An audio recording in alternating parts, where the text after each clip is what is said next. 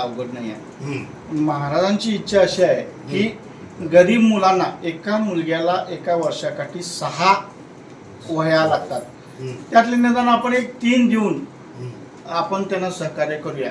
त्याबरोबर गरीब मुलं जी गव्हर्नमेंट शाळेमध्ये शिकत आहेत त्या मुलांना आपण एक बॅग देणार आहोत। ती बॅग दिल्यामुळं त्याला एक वर्षभरासाठी तर त्या बॅगचा उपयोग करता येईल, हा त्याचा पाठीमागचा हेतू आहे। गूळ किंवा फळं हे तर आपण सगळ्यांना देऊ शकतो, ते एक 10 मिनिटाचं काम आहे, ते दिल्यानंतर ते संपूर्ण हा विद्यादानासाठी आपण जेवढं मदत करता येईल त्याप्रमाणे पण करणार आहोत।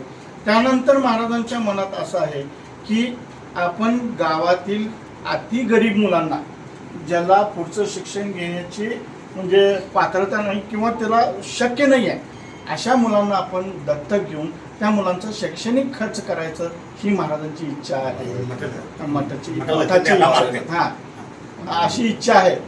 त्यासाठी आम्ही पुढचं पाऊल जरासं नियोजन करून गावातील संख्या काढून म्हणजे ज्यांना खरोखरच गरज आहे अशी त्याची पडताळणी करून आम्ही ते करणार आहोतच। तो पुढचा भाग आहे भविष्याचा, म्हणजे भविष्यात म्हणण्यापेक्षा आपण 1-2 महिन्यातच त्याचं आपण त्याच्यावर अंमलबजावणी करणार आहोत। पहिला आपण वाढदिवसा दिवशी तुला पूजन करणे आणि तुलामध्ये वही आणि पुस्तकं हे देण्याचा हा हेतू आहे आमचा।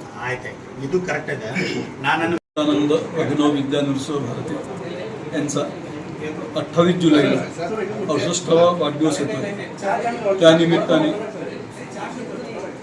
आरोग्य शिबिर आणि गरजू विद्यार्थ्यांसाठी वह्यांचं वाटप हा कार्यक्रम आपण आयोजित केला आहे। आरोग्य शिबिरामध्ये नेत्ररोग आणि हाडांचे तज्ज्ञ याच्यात सहभागी होणार आहे। ज्यांना डोळ्याचे प्रॉब्लेम वेगळ्या प्रकारचे आहेत त्यांनी, तसंच ज्यांना हाडाचे प्रॉब्लेम आहे त्यांनी या सगळ्याचा लाभ घ्यायचा आहे। सोबतच एक अभिनव अशी आत्तापर्यंत तुला म्हटलं तर धार्मिक दृष्टीने वेगवेगळ्या वस्तूंची, धान्यांची, अन्नांची तुला होते, पण यावेळेस आपण गरजू विद्यार्थ्यांना विद्यादानाच्या अनुषंगाने आवश्यक असलेल्या वह्यांचं दान द्यायचं असं ठरवलं। त्या अनुषंगाने महाराष्ट्रींचं आपण वही तुला करणार आहे।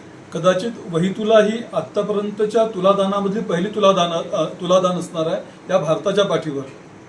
तर आपण त्या ज्या काही वह्या येतील त्या वह्या अनेक शैक्षणिक बॅग, ज्या वह्या ठेवायला पुस्तक ठेवायला बॅगची गरज प्रत्येकाला असते, त्या अनुषंगाने एक बॅग आपण देणार आहोत।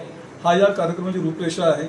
आणि 28 तारखेला होणाऱ्या कार्यक्रमामध्ये संकेश्वरामधील सगळ्या समाजाने, बंधू भगिनींनी, विद्यार्थ्यांनी सहभागी व्हायचा असं मठातर्फे मी आवाहन करतो।